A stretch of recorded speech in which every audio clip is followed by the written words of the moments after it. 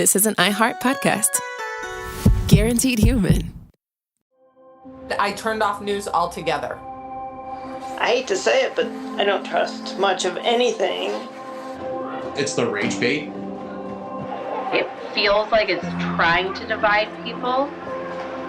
If we got clear facts, maybe we can calm down a little.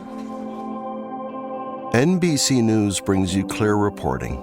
Let's meet at the facts. Let's move forward from there. NBC News, reporting for America.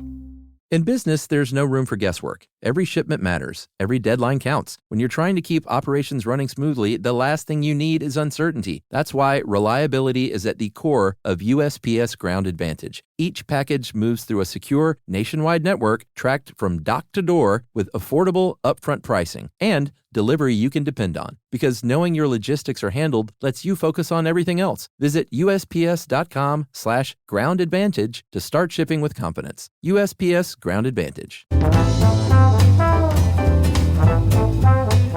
Hey, and welcome to The Short Stuff. I'm Josh, and there's Chuck, and this is Short Stuff because Jerry's here for Dave. And we're talking about the Neighborhood Watch, so look out. That's right. I think the fact of this podcast is right off the bat. Yep. Because if you've ever seen a Neighborhood Watch, like the official Neighborhood Watch sign is in the National Neighborhood Watch Program official organization, if you've ever seen that sign and that I was going to say silhouetted, but it's really just sort of a kind of a cartoony black figure on those orange and white signs. It looks very much like a film noir villain. Mm-hmm. That guy actually kind of peering back over his shoulder. That dude has a name, and it's Boris the Burglar. Yep. Very good, nice little trivia point. Yeah. I think one of the things that fascinates me about this and why I picked this one, and also thanks to Tara Yarlagadda and Adoye Johnson, the first from How Stuff Works, the latter from the Howard University School of Law. But like when I see signs like that, they seem like an urban archaeological find because they're from the 70s, the very early 70s, and sometimes in an old neighborhood. And, Atlanta's chock full of old neighborhoods.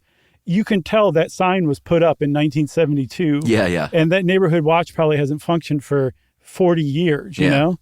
And I just find that super fascinating. So because of that fascination, I've dragged us into the discussion about Neighborhood Watch as it is. That's right, which was formed officially in 1972 after a rise in crime in the late 60s.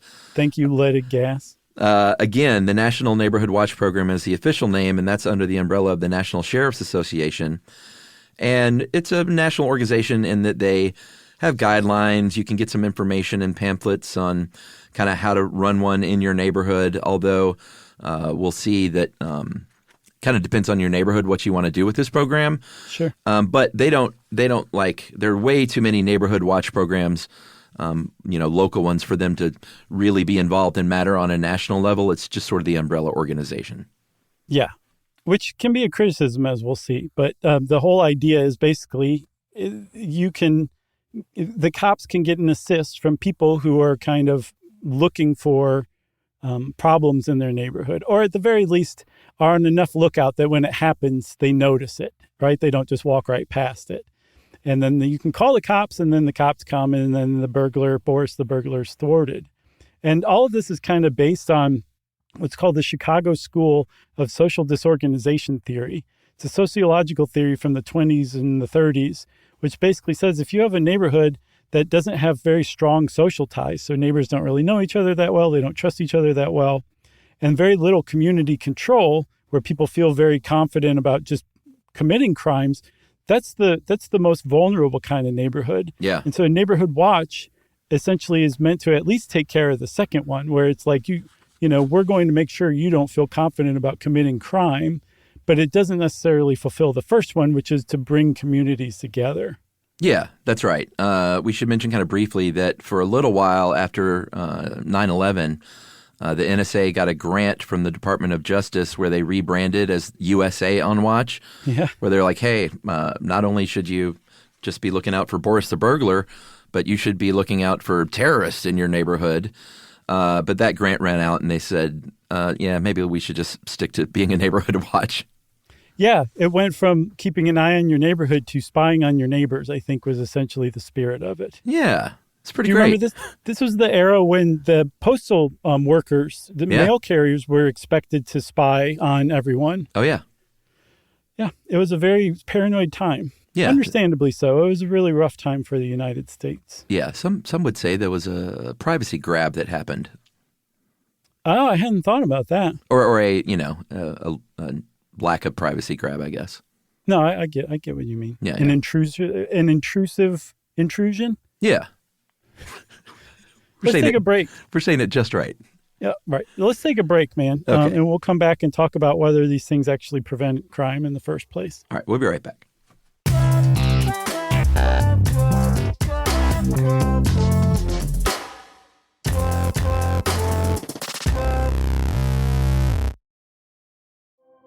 I turned off news altogether. I hate to say it, but I don't trust much of anything. It's the rage bait. It feels like it's trying to divide people.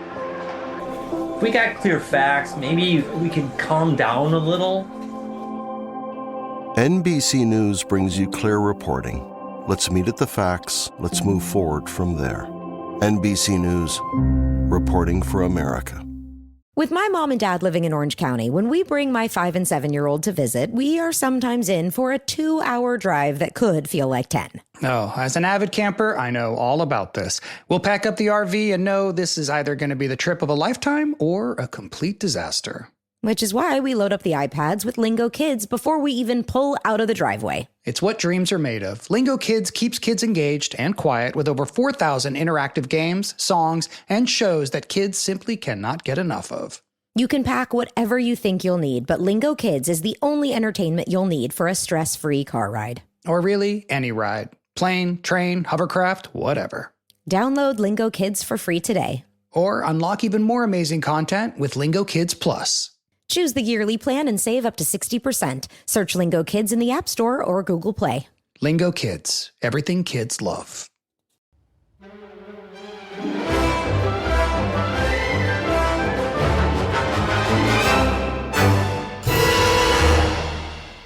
So, Chuck, the idea of a neighborhood watch makes sense, but not everything that is intuitively right actually pans out when put under scientific scrutiny. It turns out neighborhood watch programs do hold up under scientific scrutiny. At least one study from all the way back in 2006, not a lot of studies about neighborhood watch programs, apparently.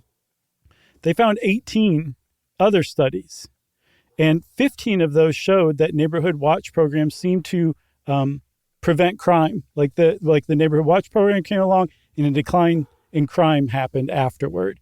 So it does seem like they can prevent crime. They don't necessarily thwart crime in progress, I guess. Yeah. I mean, they will tell you, and proponents of the program will say, like, hey, just having that sign up in your neighborhood is going to prevent crime somewhat because, if a ne'er-do-well sees that you're under neighborhood watch, they'll just move on to another neighborhood. Yeah. I don't know about that, but that's what they say. Well, it makes sense. Like, especially a non-professional who's just like, I'm going to break into houses. That might give them a second thought. So Perhaps. Even if it prevents one burglary, it's a crime deterrent. Sure. If you want to organize one of these things, you can recruit people and get together. You can schedule some meetings. You can get some local law enforcement in there maybe to come to one of those meetings and kind of discuss how these things go. If you're like a really buttoned down neighborhood watch group, you might have an actual liaison with law enforcement. You might have a group coordinator and block captains and stuff like that. And they might have sashes in the well-funded neighborhood watch groups. They might. They might even have patrols. And this is where it can get a little dodgy. Yeah. Because there have been plenty of instances in the United States where these things have turned from sort of neighborhood watch where you see something and you maybe call the cops to people kind of acting on their own vigilante style. Yeah. Or people on their own calling the cops just because someone is guilty of, being a person of color in their neighborhood. That certainly happens all the time. Yeah, it does. So you talked about a lack of oversight and the fact that the National Neighborhood Watch Association just doesn't they can't possibly keep up with them. I think there's something like 28,000 right? neighborhood watch groups that are registered right now, and probably a lot of them are defunct, but that's way too many for this probably just paper thin funded organization to keep up with. So they're just like, hey, they register with us and we tell them best practices, but if they turn into vigilante groups, we don't know about it. It has nothing to do with us. Yeah. Some people are like, I don't know if that's true. You're actually encouraging the formation of these groups in the first place. You can make an argument that a neighborhood would come up with their own concept of a neighborhood watch anyway, probably. Right. So it does seem like the National Neighborhood Watch Association is probably fairly, at least not guilty. Their hands aren't dirty, I guess is what I'm trying to say. But even still, they're quite aware that some of these neighborhood watch groups, whether they're registered or not, do evolve into vigilante groups. Yeah, I mean, I think nationally their aim is pure, but then when you get the wrong neighborhood and the wrong group of people, like happened here in the state of Georgia, you might have a neighborhood watch group targeting a family that they don't like being there. And sitting outside their house and digging through their trash and photographing the family and digitally audio recording them and monitoring their movements. That has happened. In Springfield, Missouri, the Klan set up a neighborhood watch and had signs saying, "Neighborhood watch, you can sleep tonight knowing the Klan is awake." We talked about well-funded groups too. Some of them will use police scanners.